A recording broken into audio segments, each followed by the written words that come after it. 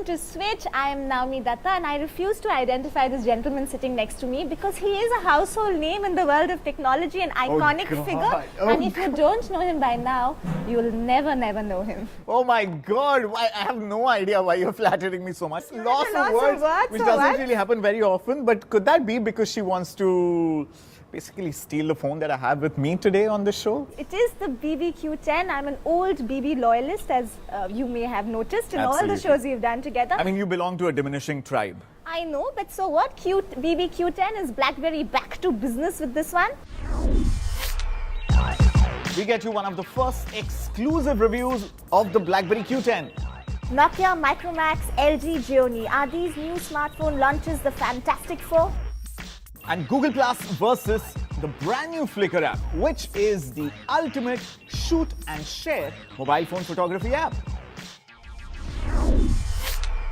The biggest advancement and development in the world of technology this week has of course been the BB Q10. No. Huh? Hangover 3 released last Friday. That's the biggest news for all men out there. But let's move on with the show, the BB Q10. One of the most anticipated BlackBerry launches of the year, the physical QWERTY keypad makes a comeback.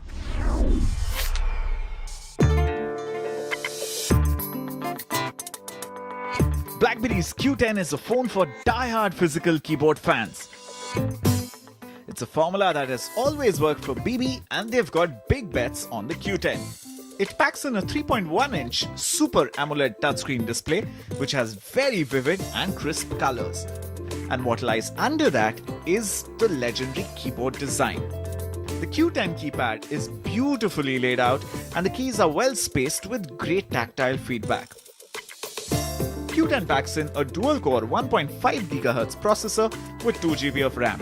There's 16 GB of internal storage and a microSD card slot to add another 64 gigs to that. It packs in a world of connectivity options from Bluetooth 4.0 to Wi-Fi to NFC to 3G and even 4G LTE in supporting countries. Camera duties are handled by an 8-megapixel rear camera and a 2-megapixel front-facing one. Both are capable of shooting HD videos as well. Q10 packs in a beefy 2100 mAh battery that should suffice some really heavy-duty all-day mailing and spreadsheet crunching. In the entire pool of techies in Network 18, if there's one individual who's been using BlackBerry devices more than anyone else, it has to be Ivor Soanes, editor at biztech2.com and a complete BlackBerry enthusiast, if I may say so. He's been using it for approximately 8 years since the jog dial devices came out. Yeah, really long time. And you've been playing with the Q10 now for a couple of weeks now. Yeah, You've about got 2 weeks. exclusive access to it. 3 reasons why I should consider buying the BlackBerry Q10 and 3 reasons why I shouldn't look at it. Okay, 3 reasons. One, if you love keyboards, if you feel you must have a keyboard, there is no smartphone in the world that's better than this one when it comes to a physical QWERTY keyboard. Okay. It's got a great battery, a 2100 mAh battery, perhaps the best BlackBerry battery out there. And thirdly, it's got something. It's got these instant shortcuts by which you can just type in something and, let's say, like I said, BBM Ankit, and it opens up. Right. So that makes it very smart. And of course, it's got all the old BlackBerry shortcuts. So if you're an old BlackBerry lover, it's got all of those shortcuts. Fantastic. 3 reasons why I shouldn't consider buying the Q10. Well, if you're really into smartphones today, modern smartphones, I think most of them are full touch. And I think the best one when it comes to productivity is the Z10. Okay. That's my opinion. So if you really are going to consume a lot of multimedia, if you're going to be reading a lot, the 3.1-inch screen just doesn't cut it. It just doesn't cut it. So what else? I mean, 2 other reasons. I think that's pretty much the only thing. That's really the only thing. Yeah, I really can't think of any other reason. But thank you so much, Ivor, for sharing your review pointers about the Q10. According to Ivor, it's a great device if A, you can afford it, and B, your world comes to an end without the physical keyboard. Otherwise, you can easily live and flourish with the Z10. You know, Ankit, the BB Q10 is really about, it is, thank you, welcome back, QWERTY. I'm standing at the airport and saying, welcome back, I missed you, but I don't know whether I missed you enough. My God. That was so profound. There's a lot more after the break also, besides the review of Gionee E3. Like 4 brand new smartphones, which one should you pick up? And of course, which is the best mobile phone photography app? Google Plus Photos versus Flickr. All of that and more coming up on the other side of the break on Switch.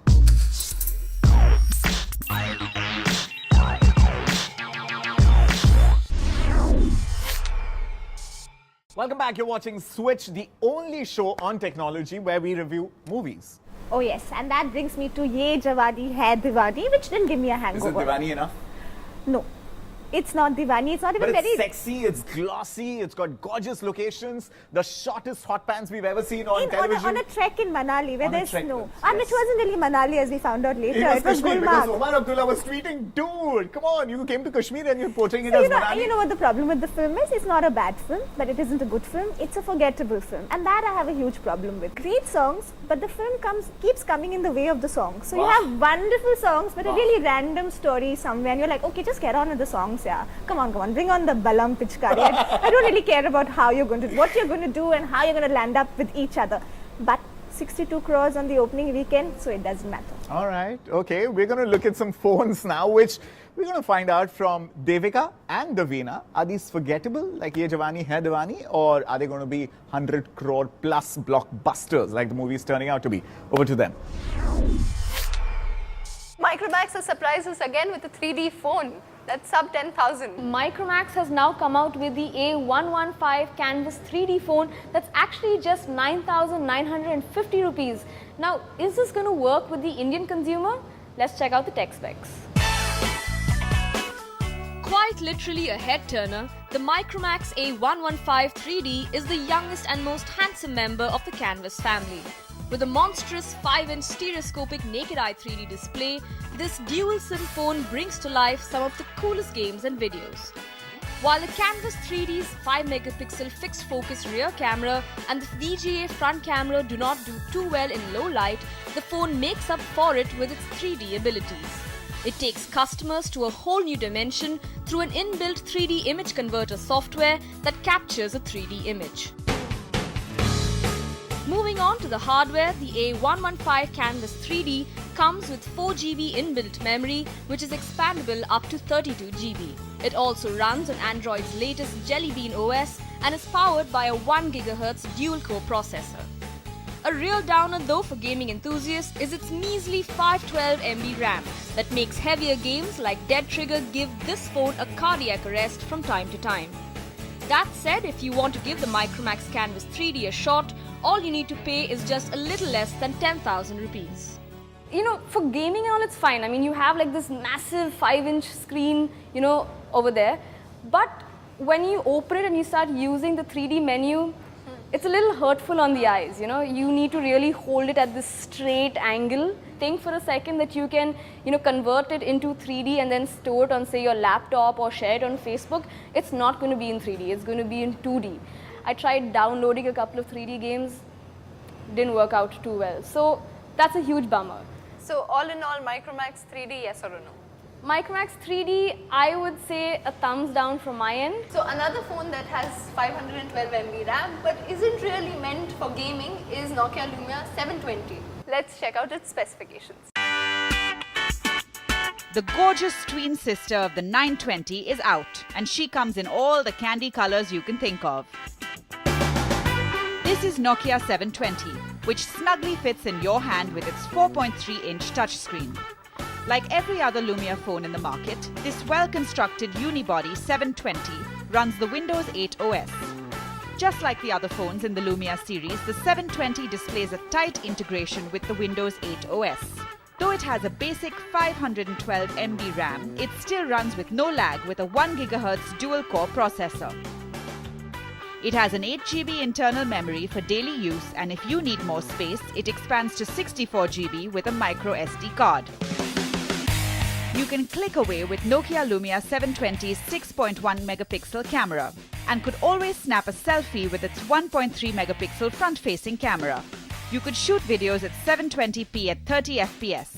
If you'd like to share your pictures or music, you could always do it with 3G, Bluetooth, USB, Wi-Fi and NFC. Magic of the Lumia still lasts. It's a beautiful phone. The OS is still beautiful, still surprises us with brilliant colors. It's very soothing OS actually.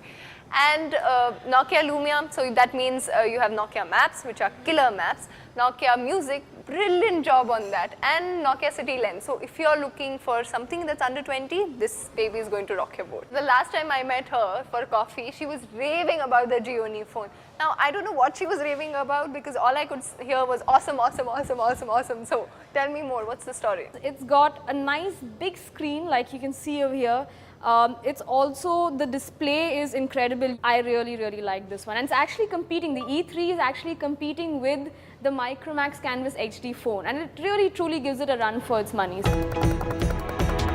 From the far east comes a phone worthy of giving the native Micromax Canvas HD many sleepless nights. Priced at just 15,000 rupees, the E3 by the Chinese maker Gionee is set to take the Indian market by storm.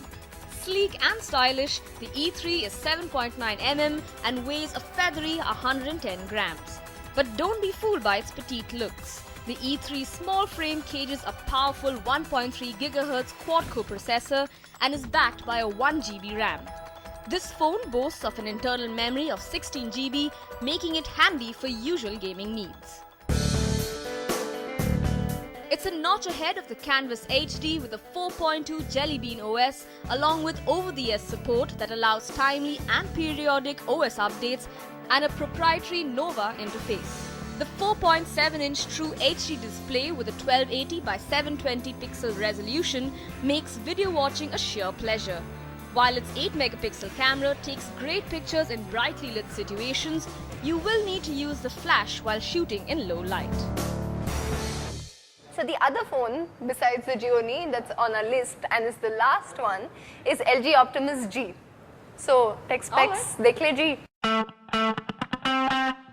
When all the smartphone makers are making mini versions of their flagship phones, LG's got its flagship phone Optimus G finally for us.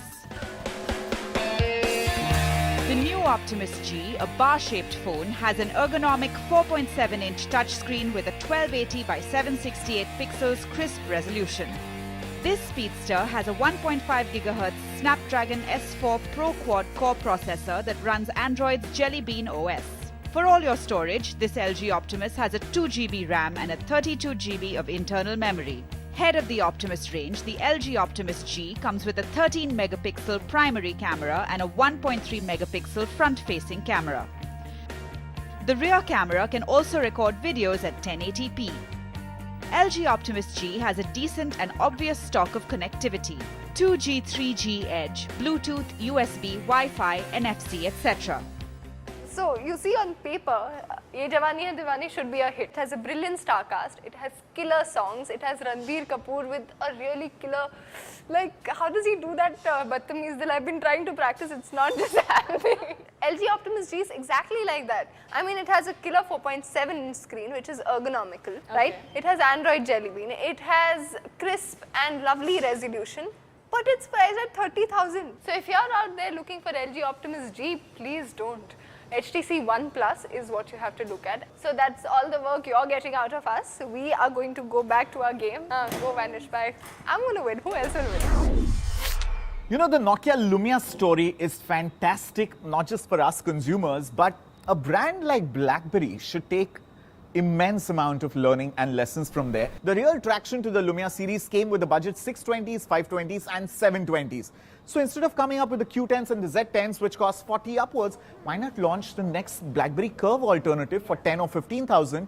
Swamp the market with your devices and then focus on your premium devices. In fact, I mean, the Nokia Lumia 720 is something, since I am, like you've called me a Win4 girl. Which a Win4 8 girl. Yeah, which makes me sound like a super girl. But that is a phone that I will be checking out because Absolutely. I am very comfortable with the Windows 8 Windows Phone 8 ecosystem. Yes. Or the lack of apps. Alright, it's time for a quick break. Don't go anywhere because on the other side, Google Plus Photos, brand new makeover versus the 1 terabyte powered Flickr app. Which one should you go for?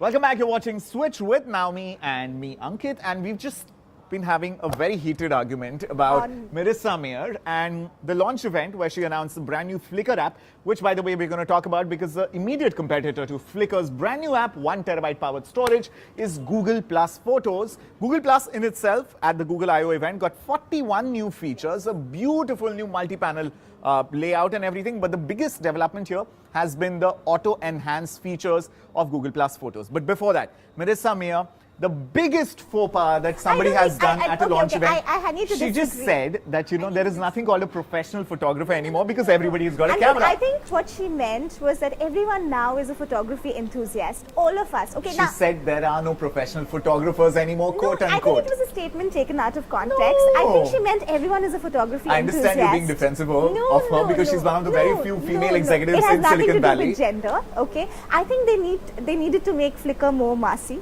They Yes, need which to- is why they should have worked on it 5 years back. But they're working on it now, and I think the unlimited storage that you're getting on it is a huge 1 terabyte, practically 1 unlimited. terabyte, as compared to what you get anywhere else, is huge. And I really think her statement was taken out of A context. Raghu Rai is a Raghu Rai, and Ansel Adams, Henry Cartier-Bresson. But listen, as a business model, you don't need Raghu Rais. You need all the photography enthusiasts in the world, which includes someone like me who has a DSLR, who sets it on auto and thinks I'm a brilliant photographer. So I think I am the core audience for Flickr and right. not you. All But right. now let's get into a comparison. That's what we need to do, not get into this huge argument between this professional photographer and this not professional photography enthusiast.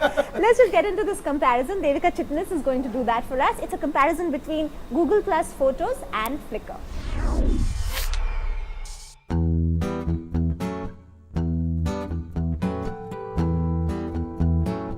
To make it awesomer again, Flickr, the photo sharing app, is now gone democratic with storage.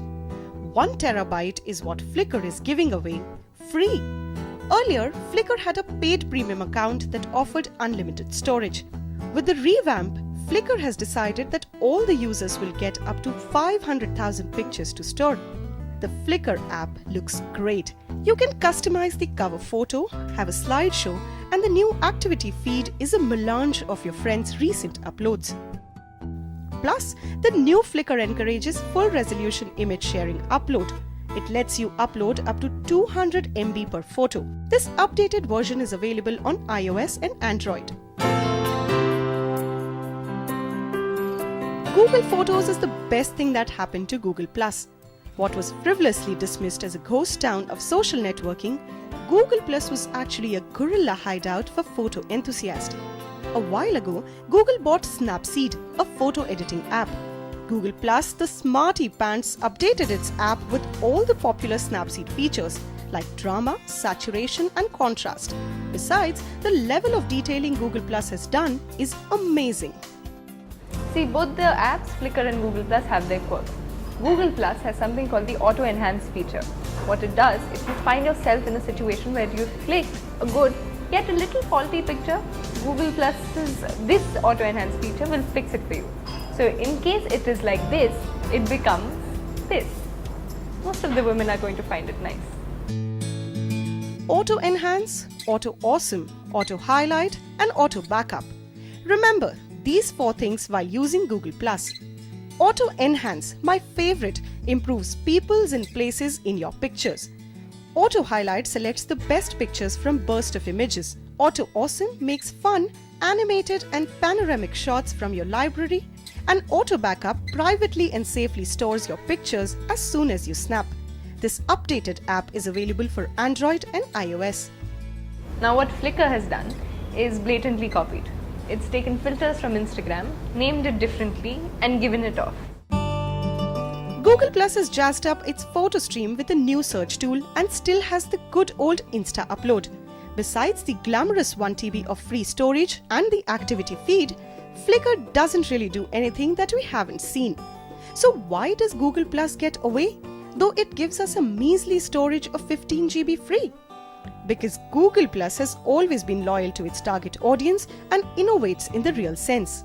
Flickr, on the other hand, keeps changing its mind from being massy to professional every 2-3 months. It's sad, but it's true. Flickr, despite all its quirks and works, has already missed the train. Now look at Google Plus. It has a decent stock of active users. And Instagram, the king of all, has 100 million and it's comfortably there, right? Now, amidst all of this, Flickr has 87 million active users. Now, why would I go to that party, right? So, if you are a professional user, stick to Google+, and if you are looking for some fun and frolic, go for Instagram. So, Flickr, bye-bye.